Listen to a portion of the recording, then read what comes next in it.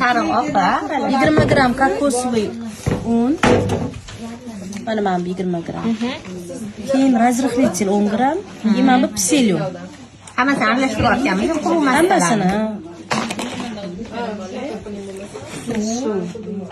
Endi qaymoq.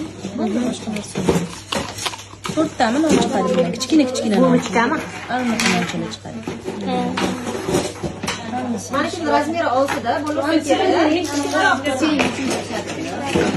Xohlagan razmeringizni qo'yasiz. 30 minut. So'q bo'ladi shu. Hozir bu quyiladi, pselyum ishqida quyiladi.